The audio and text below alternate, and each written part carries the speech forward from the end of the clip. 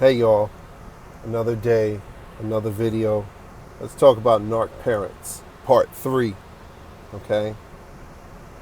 And I guess the reason why I am so interested in talking about Narc parents is that the very dynamics that I've seen play out, not only in my own life personally and in the lives of friends of mine who are the adult children of Narc parents, but also the understanding that the abuse and nonsense that we've seen growing up translates into us attracting and imitating those unhealthy dynamics going forward.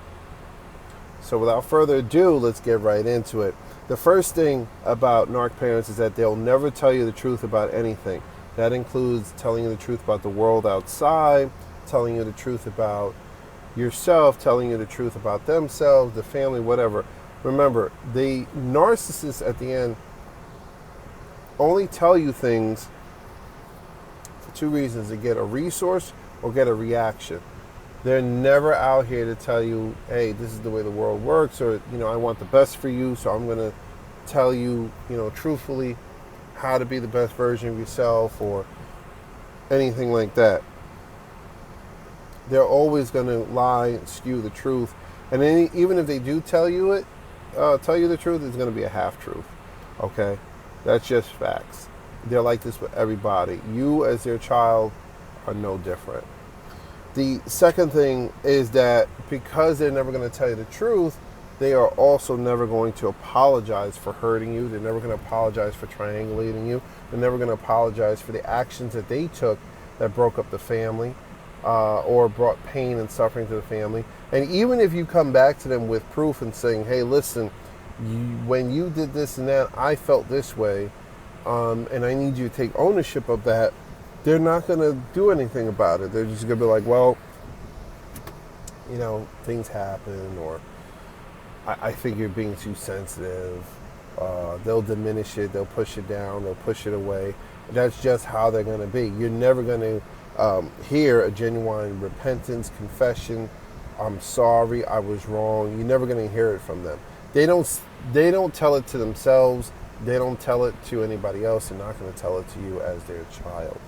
All right. Now, the third thing is that because they're not truthful with you and they're not honest enough to say, hey, I messed up, you're going to find yourself solving their problems.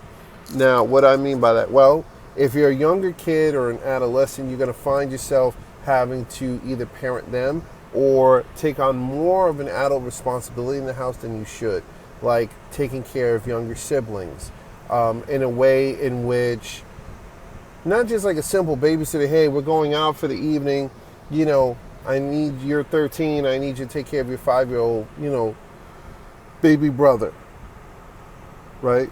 That's not the same as saying, hey, look, I need you to get them dressed every day for school and make sure you're taking them to school and you're doing their homework with them. Like, that's something completely different, right?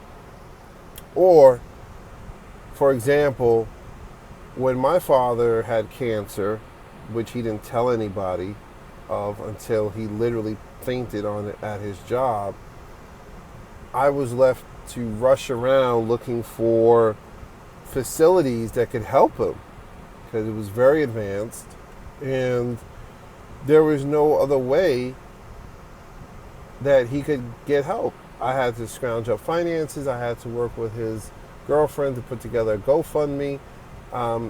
It was ridiculous. It was ridiculous, the hoops we had to jump through. And by the time we were able to get him the help, it was way too late. There was just nothing we could do. You're going to find yourself taking on responsibilities or being treated as an adult far younger than you should. And that's just the way it goes when it comes with Narc parents. You're always going to be solving their problems when you're old enough to solve problems. The fourth thing is that you will constantly be on edge around them. And what that means is that every time you talk with them, you're going to feel anxious, you're going to feel stressed out. They're always going to be putting you down, triangulating you, or over-talking your achievements, or even if they see you as a golden child, they're now hyping you up and now putting you on this pedestal that you deep down know you shouldn't be on. So you find yourself stressed out. You find yourself avoiding them. You find yourself avoiding conversations on Turkey Day, right? You find yourself not wanting to pick up their phone call. That's all part of dealing with narcissistic parents. Communication with them is painful. That's why you have to go gray rock, limited contact, sometimes even no contact, depending on the situation. Your mental health must come first.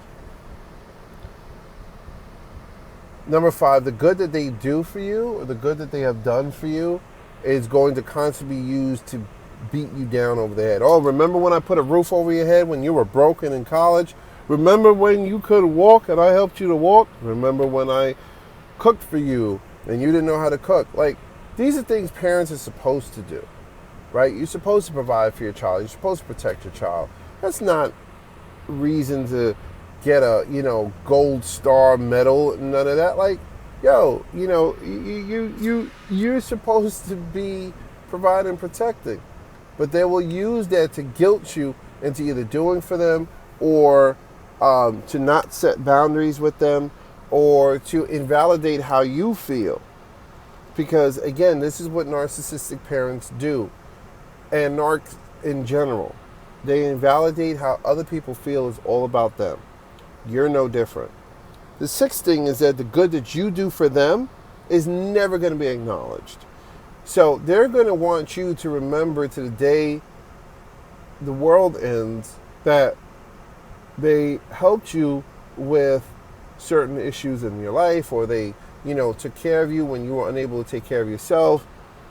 But then when you come back and you've helped them, say through a financial difficulty, or you've, given them help them get a job, or you just, help them get them into programs or whatever, they're going to act like, it's insignificant. And for 2 reasons. Number 1, that they don't want to acknowledge that by you helping them, you now have evened the playing field, and now you can be treated more as an equal and less as a subject. Narc parents look at children as subjects. They look at them as pawns. They look at them as property, right? So, with that being said, when you show that you're independent, you're able to help out, and you're able to, help them through a rough time, or whatever the case may be, they're going to invalidate it. You're never going to hear a proper thank you. And if they do give you a thank you, it's with a motive, something attached to it, right? The 7th thing you need to know about narc parents is that you're going to be in 2 extremes. Either you're going to be isolated from the world and isolated from other people, or you're going to be left to dry, meaning they're so busy chasing the new supply, they're so busy just living for themselves, they're always throwing you in this person's house, that person's house, they're having you meet their new boyfriends, girlfriends within a day or 2 of knowing them. Seriously, that's happened. They're, out here just tossing you to the wind. They're not on top of it with schooling. They're not on top of it when it comes to your medical needs. And that's when you're a kid. When you're an adult, it's like, whatever. They really don't care to check in on you.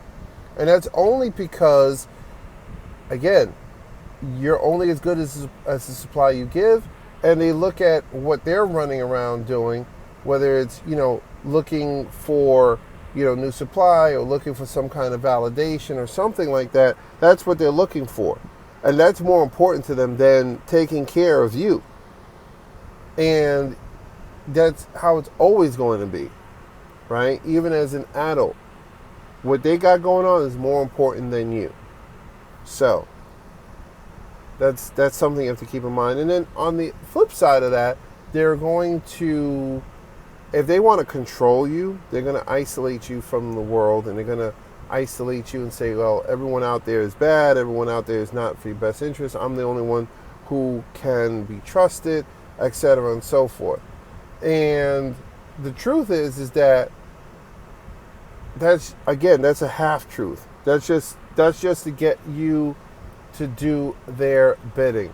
That's just to get you to fully trust them, fully rely on them, and from a very young age think that they know best, and That is it. Idolize them. This way they secure their source of supply from you indefinitely by doing that.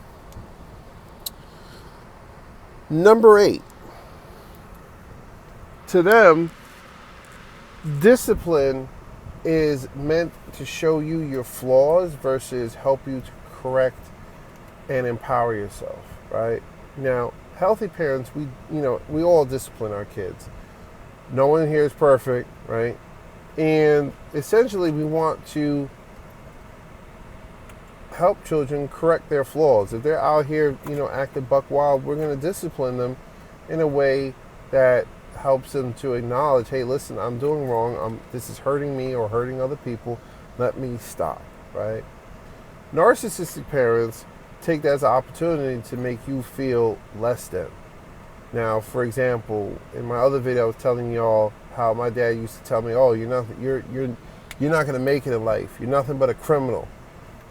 And I was a 6, 7, 8, 9, 10-year-old when he would discipline me or lecture me. It was not to be like, "Hey, look, here's what you're doing wrong. Here's how I see you. You have the potential to do better, and I want you to do the right thing." It's like, you're no good.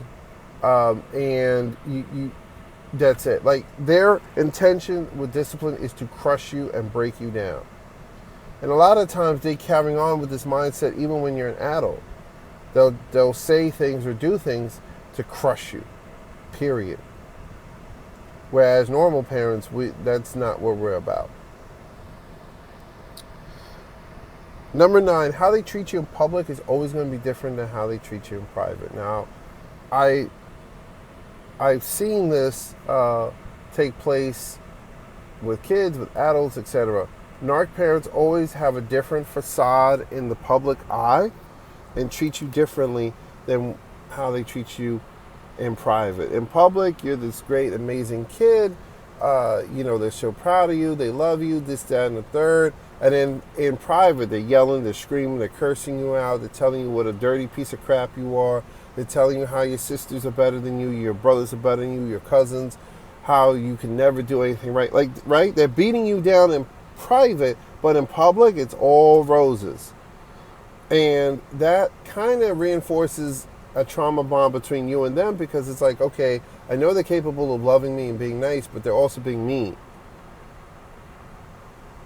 And that just reinforces you feeling like I'm nothing but a piece of crap. And until you get help and start saying, hey, listen, you know what? No, I'm not going to buy into that.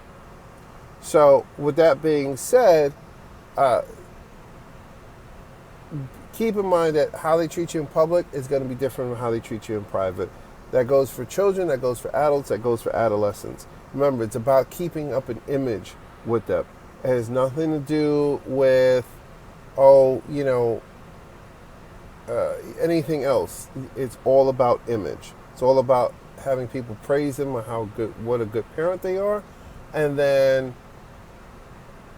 getting you to listen and do their bidding in private. That's all it is.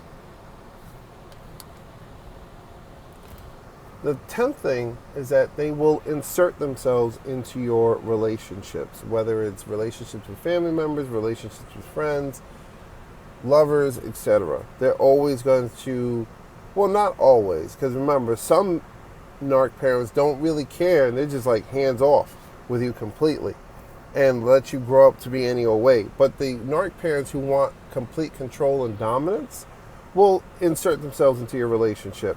They will get you to talk against or think against the other parent if you guys are not together, or if they aren't together, or even if they are together, they're still going to enlist you or poison your relationship with the other parent by any means necessary.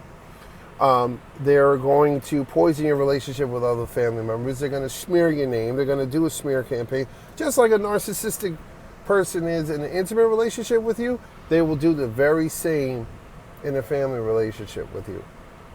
They will look to spread gossip about you to others. And it's alarming, because you're not supposed to be spreading gossip. Like, these are your children. Like, don't you understand?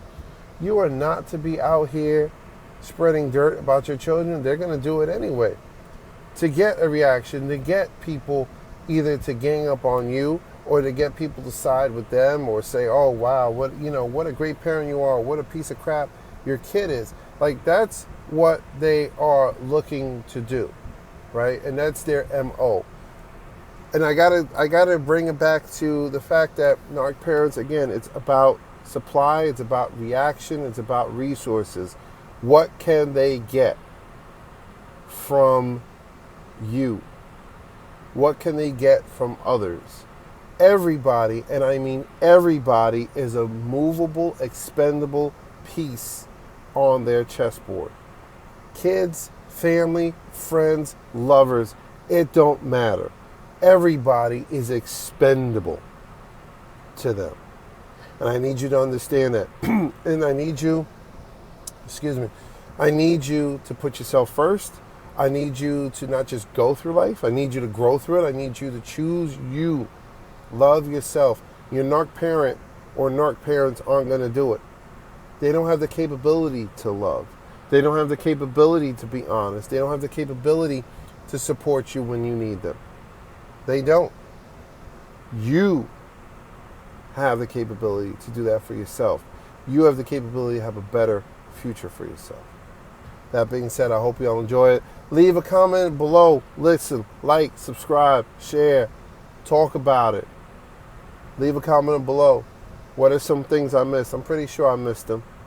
Share your stories with other fellow parental narc abuse survivors.